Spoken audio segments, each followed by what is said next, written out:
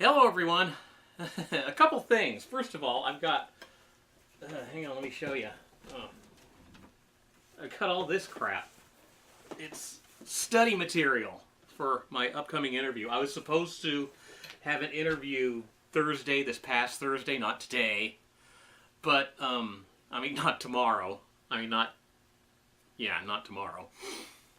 But it got canceled. Well, it got postponed. I think I told you about that already. But the reason I think that it got postponed was they looked at the weather forecast. Because Thursday it was just pummeling down rain. It was just torrential rain. And the road out here flooded, actually, in a couple of places. So I guess they looked at that and they decided, yeah, we probably don't want our prospective employees looking at that. Which is good. It gives me more time to study. So my coworker gave me some of that, and since my interview is after my season ends, which is the 31st of the month, I'll have to come back and give those back to him. But the other thing is, it smells really good in here because I'm making my famous tomato soup spice cake. Let you in on a little secret. The secret ingredient is tomato soup. Anyway, yeah. So this is going to be the penultimate one of these vlogs. There's going to be one more at the end of the month. And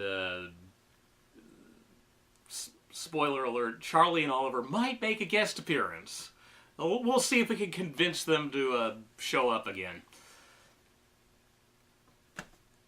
Oliver's such a diva. But, yeah, I was trying to think of what else could I talk about, because I was just going through all these reminiscence things with the past few vlogs, and why stop there? Why stop there? Yeah, I was thinking, I've done the thing about summer fun, but what about just, what I did for fun as a kid normally, just ordinarily. And I could talk about, winter fun, but how do you have winter fun in a place where it doesn't snow? You can't go out in the rain and play. Boy, do I know. But, yeah, I do remember that, I come from a place where snow isn't a thing that happens. Snow is a place that you drive to. Because I do remember a couple times that our parents would take us up into the Sierra Nevada, and they bought us a couple of those, I don't know what you call them. They're those, like, dish-shaped plastic things with handles on them that you use to slide down the snow on. I'm sure there's a name for them. Somebody put it in the comments below and tell me what they are, because I don't know what they're called. But, yeah, we got a couple of those. We go up to the Sierra, I don't remember exactly where, probably up on Highway 4 somewhere up near Bear Valley, is that? But or Highway 88. There's is that the one that goes up over the Sonora Pass? I can't remember. Well, that was 108 that goes over the Sonora Pass. 88 is Ebbets Pass. I don't know. But anyway, yeah, we'd go up there we went up there a couple times. It was, and every once in a while, it actually did get low enough in, like, the Berkeley Hills where we would get snow. I remember one time when I was very young, when I was 4, there was actually snow down to sea level, and there's pictures of that. Actually, once again, when I was 6, there was snow down to sea level, but my mom wouldn't let me leave the house because I had a cold. So I was stuck in my bedroom with the freaking humidifier with, Vicks Vapo Rub on me, while my sister got to go out to Concord to the car dealership with my dad. I can't remember why they needed to go out there, but they came back via Tilden. They came over Grizzly Peak Boulevard and, like, threw snowballs at Volmer Peak or something. And so she got to have all the fun. I had to stay home with a cold. But, normally just, video games were a very big thing when I was a little bit older. It's when I was like entering my teen years, there was the Pinole Vista Center, which at the time was new, and they had a Chuck E. Cheese.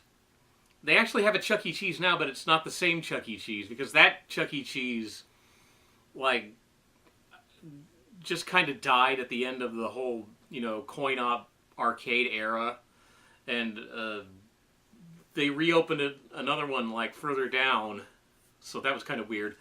But yeah, this Chuck E. Cheese, I remember back in the 80s, it was the really happening spot, because they discovered that they were making more money off of the video games than they were with the pizza. So they'd have these like Friday night things where they'd let all these kids in and just let them loose on all the video games. And once that started, my dad noticed, you know what, the pizza's not as good as it used to be. I mean, it's Chuck E. Cheese. You don't go there for the pizza anyway. But that was the big arcade in our neighborhood. There were other arcades. There was another one. Where the hell was that? It was like it was the Three Bells Shopping Center, but they changed the name of it. It's something else. But yeah, it's right in downtown Pinole. There was a video arcade there too. And there was also, when I was a kid, like right around the corner from me, I can't remember what they call it, but it was right on the main drag there on San Pablo Avenue. And it was a miniature golf place, and it had like this giant sculpture of a Tyrannosaurus Rex that was just like, had like red eyeballs that lit up at night. And it was right there, like going right over San Pablo Avenue.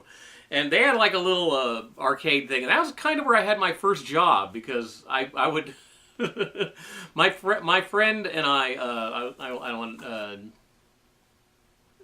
trying to think of a fake name, but she and I would go down there and we would work and help the guy out, and we would just play for tokens.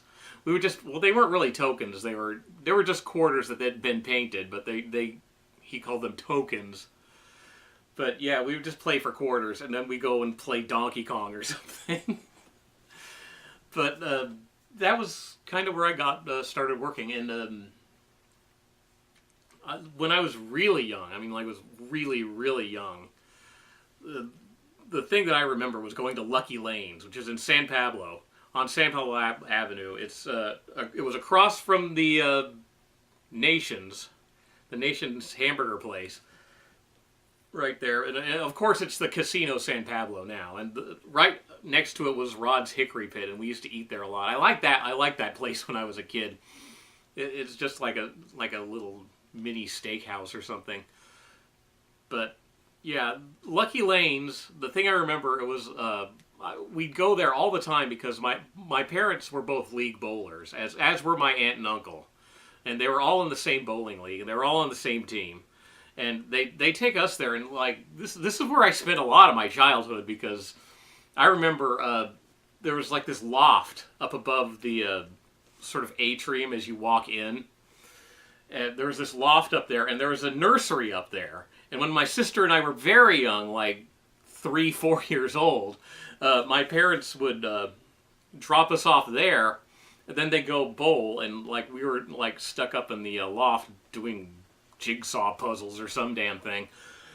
But the whole reason I bring this up is because there was an arcade there. And when I was very young, the arcade was just pinball machines. And I always thought that pinball was like a more of an older kid thing, the thing for teenagers. I later found out that, you know, anyone could play pinball. But back at the time, I was thinking it was like the Who's Tommy thing. And I wasn't cool enough to listen to the Who. I was the kid who loved adult contemporary.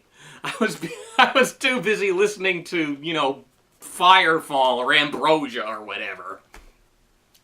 Anyway, but yeah, there were slowly video games started to take over. I remember like all the time that there was a Sprint 2 machine in the middle of the lobby there, sort of right next to where you got your shoes.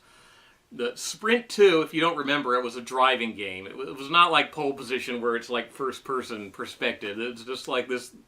It had the picture of the track and like these little black cars. If you've seen Combat, the Atari game, the cars kind of look like that. There's a black one and a white one, and I never really got the hang of Sprint 2 because it had a gear shift, and I never really got I never got the hang of gear shifting when I was a kid. I'm just sort of wired for automatic.